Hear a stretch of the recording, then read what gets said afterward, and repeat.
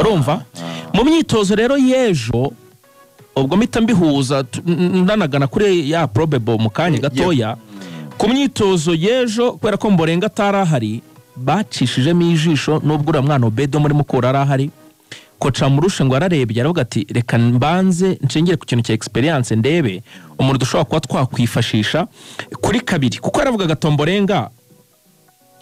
niba atarameze neza kuri match ya Kigali umukinnyi n'ubundi uri dubitatif n'ubundi no kuvuga ngo mentally and physically ntago twavuga ko Ombolenga ameze neza 100%. Kudakora imyitozo muri sport kuza kuri match ya Kigali ukabona ko n'uruhande rwe rwari rwagowe cyane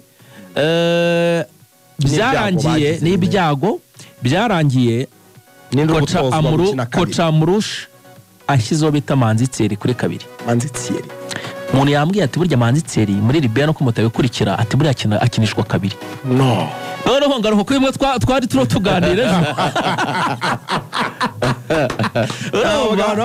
atera kabiri ati burya Manzi muri Libya ati burya n'umukino ukina kuri kabiri.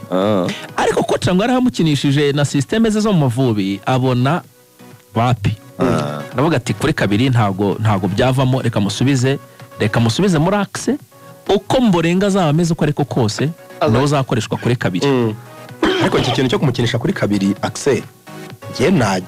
nagikunda kuko uzi impamvu se kuko umuntu dukinisha kuri wingi kuko nayifata nko dukinye back 3 kuko uzanareba kenshi George akina nk'umu wing back yego w'iburyo George akaba ari ukina iyo couloir yose y'iburyo Manzi akaba ameze nk'umu defenseur muri back 3 ariko George yari uri gukora ariko uzanabirebye twakinye back 3 akenshi Manzi burya basa nk'uhengamiye ku ruhande rw'iburyo ku abahengamiye buryo niba basa nk'aho abahengamiye twita umutsinzi na Clement yego urumva se bitabigenda ubwo rero nuko bimeze no Claude nawe agakina nk'umu wing back ku ruhande ubwo birangira nyine avuze ati Mborenga hoya azagaruka gahunda ritete ya probable ngewe mu ruhande rumwe wenda bakurikirana by'Amavubi hafi n'abatekinisiye baraza kubisobanura ariko mwizamu urumva byo ni Fiacre no rucabana urumva Fiacre umutima wa defense ubwo Manzi agomba kugarukanamo nanje mutsinzi urumva nyuma ho nta gihinduka Mborenga na Claude kuri gatatu kuri gatandatu Kapiteni Jihad ku munani Sahabu bench Jesus Christ urumva Hakimu Sahabu niyo mukinyi uri uniform muri group Hakimu Sahabu umunani urumva Aniseti Icumi baretse gake genda gake ariko wegenda gake urumva karindwi York 11 ni seti 9 inshuti mu mugongo we Gelete abo nibo batinosa ego mu mugongo we Gelete bafite mediane irimo Sahabu Gelete na Jihad yego noneho abantu bakavuga koca abantu bamwegereye koca abantu koca yamuntu akimara ko imbere ya Nigeria udafite koca Victor Osimhen udafite nimero 6 de Messier kandi mufite umuntu akimara kwimbwira nayirebye shana mvuga ngo buranyisha noneho umuntu arambwira ati koca ngo approche ze ngo na approche zero offensive koca yavuze ati ngiye abakinnyi mfite nabakinnyi b'ababora ubwo babasesenguza mbona abantu bazi gukina agapira ku kirere urumva ati niba abakinnyi ati ngiye mfite abakinnyi b'abatekinisi bashobora gupasanya bashobora kurusha equipe yose possession bakagomana umupira urumva akavuga ati kuki mufite ubwoba bwo gushaka gukina mwugarira mucunganwa n'agatego kamwe mukakadefanda ati ngiye nashaka gufungura umukino niyo approche ngo yakoca Murushe ariko ngo umuntu witwa ni Seti kuva imyitozo yatangira bakina nyine bakina kwa kundi ikipe ya mbere ni ya kabiri Aniseti ngo ntarabura mu ikipe ya mbere ngo arajya muri concurrence na Samuel Gelete ngo ntarabura mu ikipe ya mbere Aniseti ngo afite forme zicamo ifata nka numero 11 se cyangwa numero 10 ya azamukinisha kuri 11 urumva kuri wing ariko nta n'umuwinga y'umoso tugira burya ufatika Aniseti ngo afite forme ziteye bwo undi muwinga y'umoso tugira umeze neza uri mu byiza Aniseti ngiye numva ariko undi muntu ngo ufite forme zica inkweto n'umuntu witwa Hakimu Sahabu none Sahabu ngo yaragiye akora umwitozo Sahabu ngo afite ikintu cyitwa Sahabu yarakuze yarabyibushye abimwe Torsten yamusaba yarakuze ameze neza duel riyangaja ngo biteye ubwoba yaravuze ati umukinnyi dukinana ukina hagati mu kibuga kuri gatandatu iwacu ari akina muri ya kipe mubiri muri best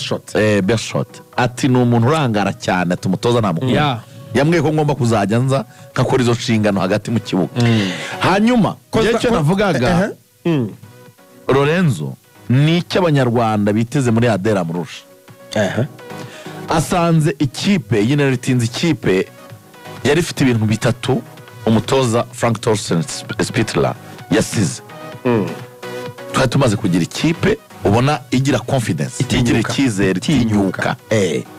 cyo ni ikintu gikomeye cyane twari tumaze kugira ikipe itsinda igitego buriya Thorsten yaje gufata ikipe nta gitego Amavubi aheruka amenyereye kudefanda agatsindwa 1-0 tugataha cyatwanganya ubusa ku busa cyatugaterwa forfe yaje ikipe yarayisize ari ikipe ishobora gutsindwa igitego ikaza ikacyishyura ikanatsinda ikintsinzi yaje ari ikipe ishobora none kureba mu izamu igatsinda Lesotho igataha ubona 3 yatahanye ikindi cya gatatu ni ikipe yari imaze kutumenyereza ko mu rugo habaye nyine mu rugo yego ari ahantu ho gukinira uretse Libya yadukoze mu jisho ariko ubundi Benin twaretsinze Nigeria turanganya amakipe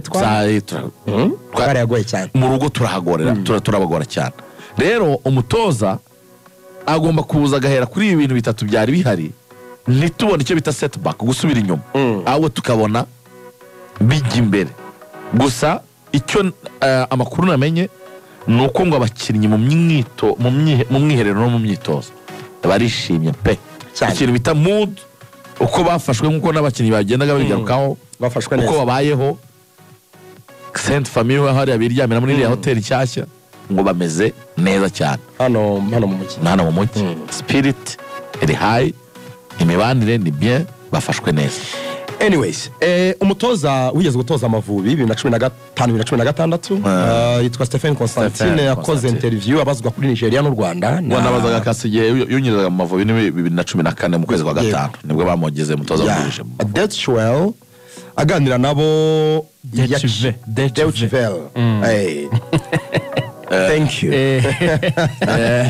Action College abagakuye ariko cyane bamubaza ku Rwanda na Nigeria yaciye intege Nigeria cyane na interview nabonye abanyanigeria bavuzeho cyane Constantine yavuze ko u Rwanda rwakoze foro iri hejuru cyane nubwo wenda abanyarwanda badashobora guhita bibona kuko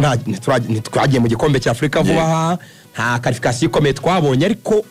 bavuga ko abona u Rwanda rwarazamuye urwego mu kuha amahirwe abakinnyi bakiri bato bafite impano kandi ko kubirebye urabona ko dufite abakinnyi bakiri bato bagerageza gukina umupira abo basahabo nyine yuvuga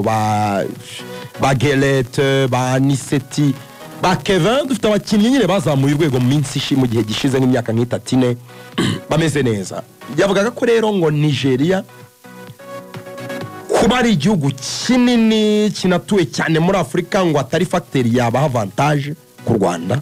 bagomba kuza bikandagira uwabakubitiye uyo Aqua Ibom yanabakubitira Kigali yabaciye intege avuga ko u Rwanda arubona rutsinda Nigeria kuri match kwizigara uratekereza bishoboka kuri izi forme z'aba Demola Lukman na ba Victor Osimhen nabibona bitandukanye nabyo gusa icyo navugaga tumaze kugira nk'ikipe y'igihugu y'u Rwanda Amavubi nuko mu rugo tugerageza kwitwara neza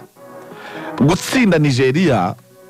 ubungubu abantu babonye Nigeria dukina mu gikombe cya Afrika muri qualification z'igikombe cya Afrika tubatsinda match imwe tukanganya imwe abantu bakagira ngo uburemere bw'uyu mukino wo kuwa gatanu burasa n'ubwashize ubushize barabibaraga bakabona ko kubona tike yo kujya mu gikombe cya Afrika ari ibintu byoroshye imibare yabo yabasunikiraga kubereka ko n'ubundi tike atari yo gusengera bamaze kuyikorera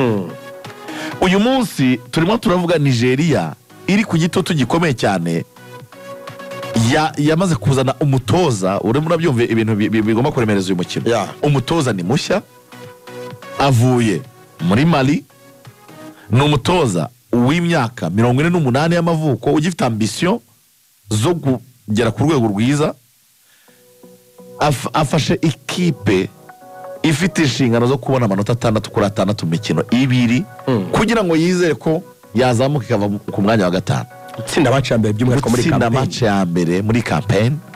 ni ikintu gikomeye cyane, ni ikipe ifite inyota ina babaye amanota cyane kurenza andi ma ekipe yose turi kumwe mu itsinda rimwe. Rero urebye ku bushobozi bw'abakinnyi ukareba ku mutoza mushya ugomba kugaragaza nyine ko hari ibyo yahinduye, Simba n'Amavubi afite ijambo rikomeye cyane kuri Nigeria, ariko bwo nyine wa umutima wagukotana dushobora gukurura resultat nziza hano i Kigali bitunguranye. Ariko sentiment yakwizigiranye numva ariyo ntabwo turabafavori imbere ya Nigeria, ariko ntabwo ari ubwa mbere twadukuriye resultat nziza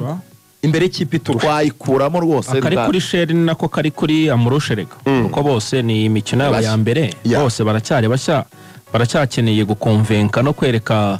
ababagiriye icyizere cyo kubaha iyo mirimo ko batabibeshyeho ari abatoza beza.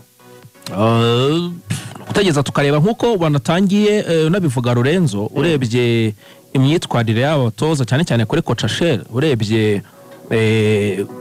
uko ariho yitwara muri vestiaire ya equipe ya Nigeria, agerageza no gukora ku kintu cyitwa discipline y'abakinnyi, ni ikintu cyiza, nta kurangara, no kuba concentré, iby'amatelefone by'imbuga nkoranyambaga no gushyira ku ruhande yakaniye urebye uburyo koca ariho yitwara, urebye uburyo federasiyo imushyigikiye, urebye uburyo abafana bazaza ari benshi, nababwiye ko azaza jet privé ebyiri, chartered flight ebyiri, abafana 150 mu ndege imwe, abandi bayobozi ba Excom ya Nigeria mu yindi. Urumva Nigeria yakaniye umukino bikomeye.